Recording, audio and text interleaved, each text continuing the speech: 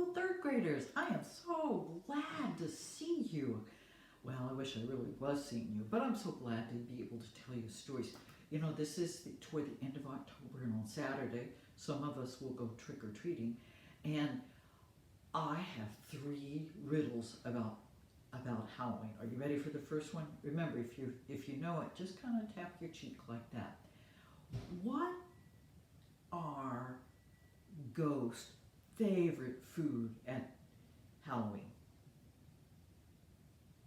I think some of you have it. It's spookgetti. All right. Speaking of best candy, best food, best candy, how many of you, just kind of with thumbs up, how many of you like Reese's Pieces? How many of you like Tootsie Rolls? Ooh. How many of you like caramels? I like that. How many of you like Swedish Fish? Well, no matter what food you think you like, I am going to tell you about the best candy in the whole world. Dennis hopped into his mother's car at the end of school, and as they drove away from the car line, he said, "I am so hungry, Mom. Please hurry and get home. I'm starving." She said, "Oh dear, okay, well, yeah, we have some stuff at home you can snack on." Great. Except she didn't turn toward home. She turned toward Kroger. Dennis was like, "Mom, what are you doing?" "I just have to pick up a couple items." He said, "Oh my gosh, no. I know what a couple of items mean for you, like 1 or 2 baskets." I said, "Oh, Dennis, stop your complaining." So they walked into the store, and he said, "Okay, what do you need, Mom?" She said, "I need bread and milk." He said, "Okay, let's go get the bread and milk." And on the way, they saw a sale for detergent. "Oh, wait, this is a good sale. Let's get some." "I knew it." He said, "Come on, Joey." They started going down the bread aisle. She got a loaf of bread. And then she said, "Oh, I need some buns. I need some buns." Yeah. And she got some buns. And then they turned the corner and she said, "How about chili dogs some night? How about tonight? It's nice and cool. Let's have chili dogs." "Mom, you're filling up your basket again." "Oh, just hush." And they went down 3 more aisles. Dennis complaining every step of the way. Finally, his mother said, "All right, Dennis, go out those doors and wait for me right out there. I'll be there in a minute or 2. He said, "Yeah, Mom, I know, a minute or 2. And do you mean an hour to go?" she said. So he went out of the door and stood there next to the building. Time was passing. He knew it would. He was starving. But then coming out of the doors was a little old lady, and she was all hunched up, and she was trying to take her cart down into the parking lot. Well, Dennis, despite his complaining, really was a good kid. So he said, "Can I give you some help to the cart, miss?" And she said, "Oh, Sonny, that would be so good. Now, yes, that would be so good." So he pushed her car and loaded into the groceries into her trunk. And then she walked to the front door of her car and said, "Here, Sonny, let me pay you a nickel." He said, "Oh, no, I didn't do it for money. No, I don't need any money. Thank you very much. My mom's probably coming soon, so I'm going to go now." And she said, "Oh, Sonny, here, let me give you some candy. It is just like the best candy in the whole world." He said, "Well, thank you. I better go before my mom comes out." And he put the candy in his pocket. Well, when he finally did get home and had a snack, and he had soccer practice, and then he played some video games, and then he had some homework to do, and then he finally went to bed. Well, he woke up late, and he had to jump into his clothes that he had worn yesterday, his jeans, and he put them on, buckled it up, and ran out the front door just in time because his 2 friends were there. He ran up and joined them and said, "Hi, guys." And his friend, Troy, said, "Oh, man, do you have anything to eat? I am starving. I'm starving." Dennis rolled his eyes, said, "Not me," and he shoved his hands down into his jeans pockets. And he said, "Well, wait, oh yeah, I helped a little old lady yesterday and she gave me some candy. She said it was the best candy in the whole world." Well, Troy quickly took that candy and said, "I've never seen a candy like this." He unwrapped it and he said, "Oh my gosh, I've never seen a candy like this." Popped it in his mouth. "This is the best candy I've ever had. The very, very, very best. Oh gosh, give me another piece." He said, "Oh, I don't have another piece." He put his hand in his pocket and there was another one. He didn't remember that she gave him two. So Dennis gave it to Troy, and then Troy's friend, Charlie, said, hey, I want one too." He said, "I didn't get that many candies." And they said, "Well, look." And they popped his hand in his pocket. He had another one. So Charlie had one. "Oh," he said, "this smells like the best candy in the whole world. It tastes like the best candy in the whole world." Well, then the boys had to run because it was almost the tardy bell. They ran into class just in time and sat down. Dennis had Miss Woods, and Miss Woods was really nice, but she loved to read, and he knew first thing she was going to ask him to get out his reading book and read. So he reached in his pocket to empty his lunch money and put it in his desk. He had the desk that rose up and put down, so you had like a little hole in it. And he reached into his pocket, and there was more candy. He'd already given away 3 pieces of candy. Oh, he was going to get busted if he didn't get rid of that candy. So he stuffed it in there. And Miss Wood said, "Oh, class, I'm so glad to see you today. Today we're going to clean out our desk, even before we read, which is the very most important thing in the whole world." Dennis, I can't let her look in. I can't pull it out. So he kind of moved things around a little bit, tucked it in, and then he sat with his hands folded on the desk. Miss Woods came walking by and said, "Oh, Dennis, you're not cleaning out your desk, dear boy." He said, "Oh, it's all clean." She said, "Dennis, I looked after school at everybody's desk, and yours was the messiest.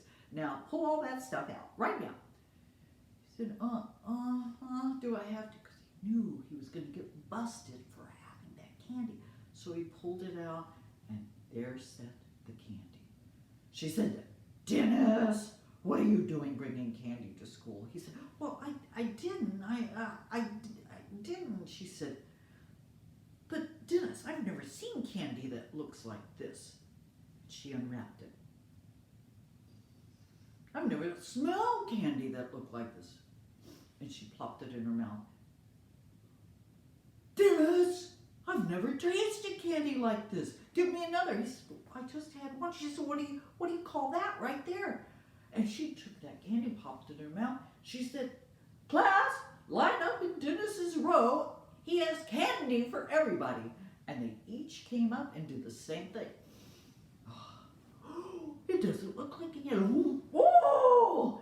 And they kept going around and around, and Dennis kept having more stuff. Well, there came a rap on the door. Boom, boom, boom. And Mr. Smith from next door stepped in and he said, "Ms. Woods, your class is too loud. We can't concentrate." And she said, "Oh, Mr. Woods, come over here. Come over here. Dennis has brought the best candy in the whole world." He walked over, got a piece. "Oh," he said, quickly ran back to his classroom and said, "Class, line up. Dennis brought the best candy in the whole world." Soon all of the 3rd graders were circling through, and Dennis kept pulling out another piece of candy and another piece of candy. Then there was an eruption over the announced loudspeaker, and said, "Miss Woods, please send Dennis down to my office." Dennis's eyes got huge. He had never been sent to the principal's office. He walked down the hall, and he'd never even spoken to the principal other than to say, "Hello, hello." So he went in there, and his secretary said, "He will see you right now." He sat down and looked at Mr. Mr. Paddle, man, he said, "Oh, Mr. Paddle, um, did I do something wrong?" He said, "I understand you're causing quite a commotion down in the third grade, and it involves candy." He said, "Well, I didn't really bring it to school, it just happened." He said, "Give it here." And Dennis reached in, and sure enough, there was another piece of candy. The principal looked at it and said, "I've never smelled candy like this." Unwrapped it. "I've never seen candy like this." "Whoa! Oh!" He quickly ran across the room, got on the loudspeaker, and he says, "Attention, all students and all teachers. Please line up outside my office and come get some candy that Dennis brought." And they did. And all day long, kids kept circling through the office. They missed lunch. They missed the STAR test in the afternoon. On and on and on. Finally, Dennis was watching the clock, and it was almost 3 when the bell would ring, and he could get out of there. And just then the bell rang, and he scurried out the front door and hopped in his mother's car in the waiting car line. He said, "Drive, Mom, drive." She said, "What is going on in there, Dennis? Everybody's all over the hall." He said, "Just drive, get away from here, go, go, go, go." He said, "Oh my goodness, I had such a terrible day." She said, "You know what? I baked some fresh chocolate chip cookies, and that'll make you feel so much better when we get there." He said, "Oh, good, good." He said, "Wait a minute, what do you mean when we get there?" She said, "Well, I just have to go by Kroger's and pick up a couple of things. Like, you need some milk to eat those chocolate chip cookies." "Oh, no." And sure enough, she drove to Kroger. "Oh, Mom, don't be so long, don't be so long." And he dashed in the store with his mother. "Come on, Mom, I'm ready to get home, She said, "Dennis, I think it's time for you to go outside again and wait by that door." Whoosh, swoosh. He was leaning against the brick wall when whoosh, swoosh. And he looked over, and there was a lady in a little black dress pushing her cart ever so slowly toward her car. And he said, "Ma'am, may I help you?" "Oh, Sonny, that would be so great. A little boy helped me yesterday." He said, "Yes, ma'am." And he went and he took the groceries and he put it in her bag in the back of her seat. And she said, "Here, let me pay you. I have a piece of candy." He said, "No, I don't want that candy anymore. No." And she said, "Oh, well, how about a quarter?" And she gave him a quarter. And as he thanked her and turned and walked back toward the stores, he wondered if the same thing would happen to that quarter. And that is the story by Bill Harley called "The Best Candy in the Whole World." I have another joke for you. Are you ready? I have to cheat and take a look. How do you repair a jack-o'-lantern? You get a pumpkin patch. Do you get it? Pumpkin patch. Today, we're going to have our final story. And it is kind of a scary story, but I think you guys are third graders and you'll be fine with it. So, are you ready? Here we go. This story happened to my brother. He was going to the University of Texas and to college, and he had to drive from Dallas, because we grew up in Dallas. I think I've shared that with you. We grew up in Dallas, and he had to drive all the way down to Austin every month when he came home to visit. And he had an old clunker of a car, because that's all he could afford in college. So he was almost there. He passed Waco. It was almost there. He was so ready to get home, and his car started.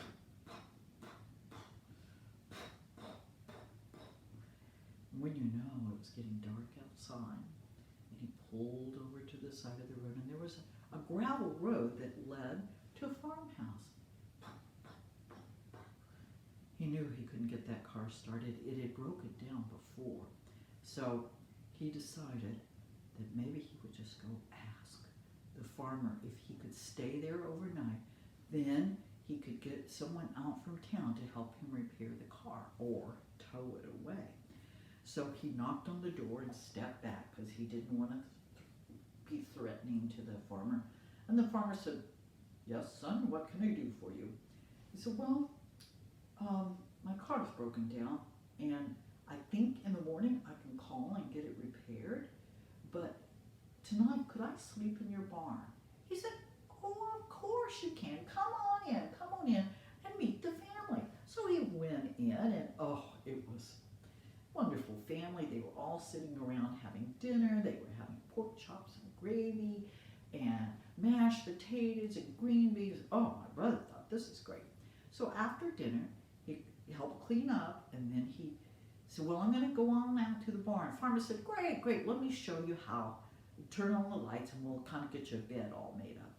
And he went out there and got some hay and got it all tucked down. And he was about to say goodnight when he turned to Joe and he said, "I have to show you something down in the basement of the barn. Why don't you follow me?" So they walked over to the back of the barn. It was pretty dark back there. And the farmer scooted some of the hay around, and there was a trap door that raises from the floor of the barn. And he raised that up. And he started going down. He said, "Follow me." And they went down this stair. Clunk, clunk, clunk, clunk, clunk. When they got there, they came to a longish hallway. And at the end of that hallway was a door that had a big lock on it. The farmer reached up above the door and grabbed the key and unlocked it, and he went in. Clunk, clunk, clunk, clunk, clunk.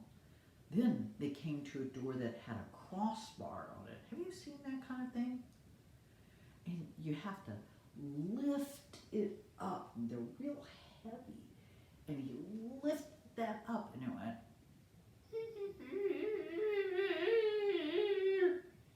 And he put it in place, and he walked through the door, and he shut it behind him. Then he kept walking. He came to a set of glass doors. All glass, in a basement of a barn. And there were the doors like are at grocery stores that open. Whoosh, whoosh, whoosh, whoosh.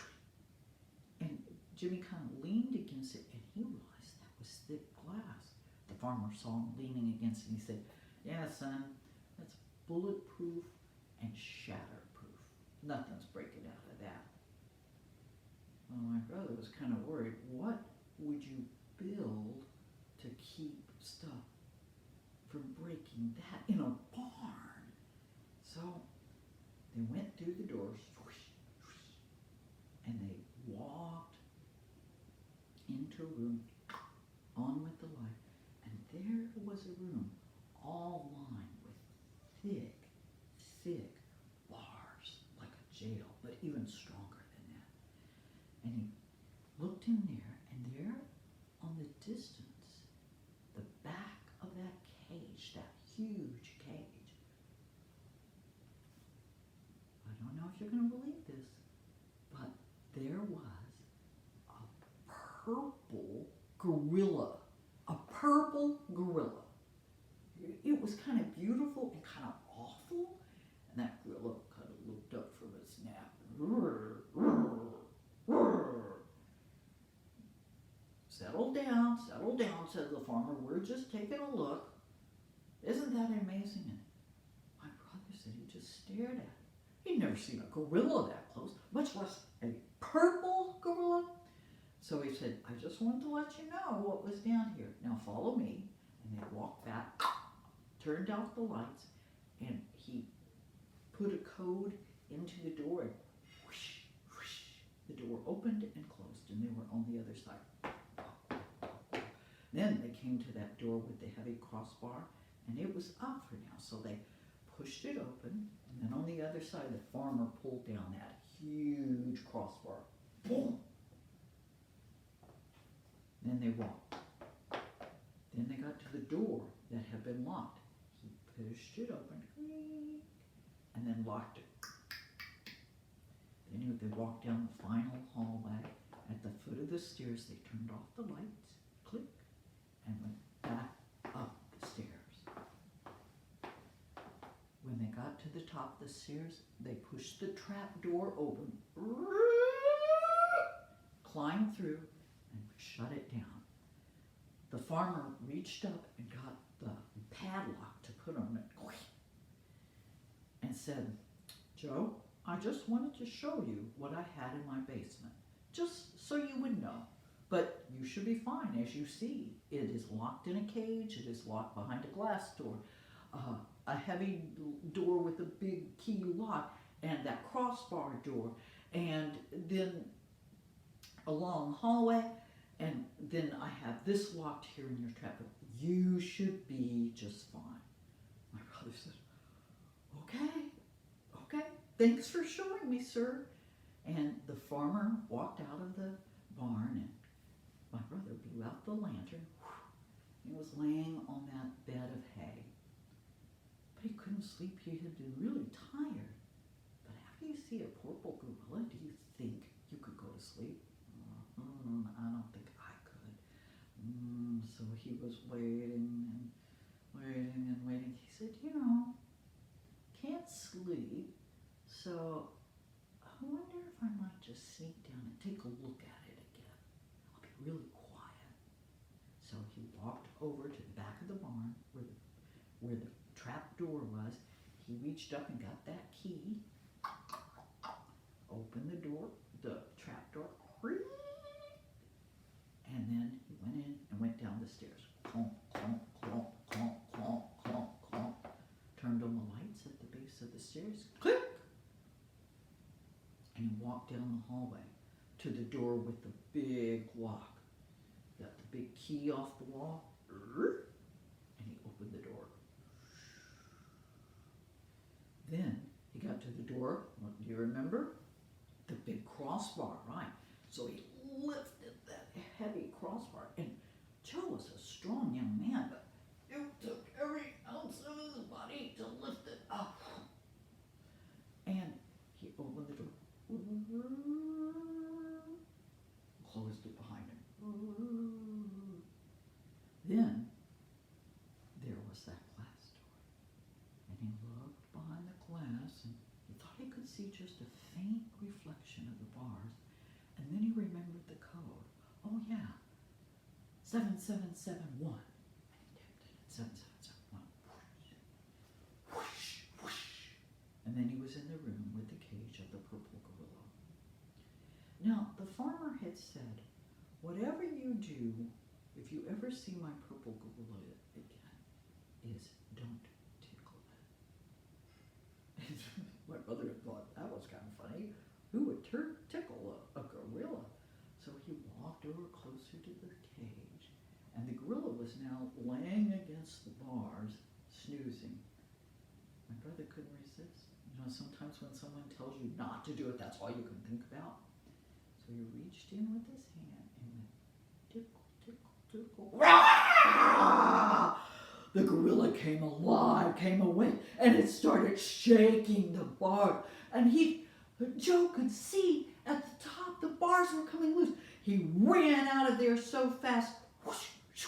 He took the time to put in the code, 7771, and he started running down the hall. He came to the door with the crossbar. He ran through it, put the crossbar down. Whoa!